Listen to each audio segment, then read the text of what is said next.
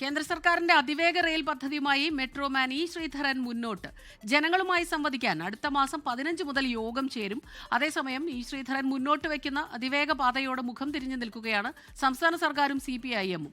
എന്നാൽ പ്രായോഗിക പദ്ധതിയെങ്കിൽ പിന്തുണയ്ക്കുമെന്ന് പ്രതിപക്ഷ നേതാവ് വി.ഡി. സതീശൻ പ്രതികരിച്ചു. തുടക്കം മുതൽ അതിവേഗ പാതയ്ക്ക് വേണ്ടി നിന്നയാളാണ് മുഖ്യമന്ത്രിയെന്ന് പി. രാജീവ് തിരിച്ചടിച്ചു. നിയമസഭാ തെരഞ്ഞെടുപ്പ് അടുത്തുവരുന്നതിനിടെ അതിവേഗ റെയിൽ പ്രഖ്യാപിച്ച് നേട്ടമുണ്ടാക്കാനുള്ള സർക്കാർ നീക്കങ്ങൾക്ക് തടയിടുകയാണ് ഇ ശ്രീധരൻ.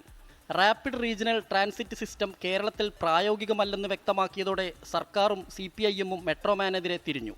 എന്നാൽ മലപ്പുറത്ത് ഓഫീസ് തുറന്ന് അതിവേഗ പാതയ്ക്കുള്ള പ്രവർത്തനങ്ങളുമായി ഇ ശ്രീധരൻ മുന്നോട്ട് പോവുകയാണ്. അടുത്ത മാസം 15 മുതൽ ജനങ്ങളുമായി നേരിട്ട് ആശയവിനിമയത്തിനായി ശ്രീധരൻ ഇറങ്ങുന്നത് BJP-യുടെ അണിയറ നീക്കത്തിന്റെ ഭാഗമാണെന്നും സൂചനയുണ്ട്.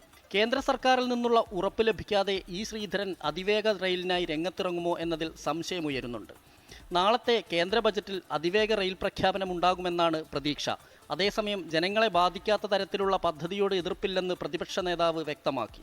ഒരു പ്രാരംഭ പഠനം നടത്താതെ ഏത് നല്ല പദ്ധതി ആര് കൊണ്ടുവന്നാലും ഞങ്ങൾ അതിനെ പിന്തുണയ്ക്കും. നല്ല പദ്ധതിയാണ്, ഞങ്ങളത് പരിശോധന നടത്തും. കേരളത്തിന് ദോഷകരമായി ബാധിക്കാത്ത, കേരളത്തിന് നല്ലത് വരുത്തുന്ന ഏത് കാര്യത്തെയും ഞങ്ങൾ പിന്തുണയ്ക്കും. ഇ ശ്രീധരൻ വിഭാവനം ചെയ്യുന്ന അതിവേഗപാത യാഥാർത്ഥ്യമായാൽ രാഷ്ട്രീയ നേട്ടം കൊയ്യാനാകില്ലെന്ന വിലയിരുത്തലിലാണ് മന്ത്രിമാരും CPIM നേതാക്കളും വിമർശനം കടുപ്പിക്കുന്നത്. 24 തിരുവനന്തപുരം. ലോകത്തെവിടെയായാലും ഏത് സമയത്തും 24 വാർത്തകളും ഓഗ്മെന്റഡ് റിയാലിറ്റി പാക്കേജുകളും എക്സ്പ്ലെയിനറുകളും വിശദമായി കാണാൻ ഞങ്ങളുടെ YouTube ചാനൽ നിങ്ങൾക്ക് സബ്സ്ക്രൈബ് ചെയ്യാം.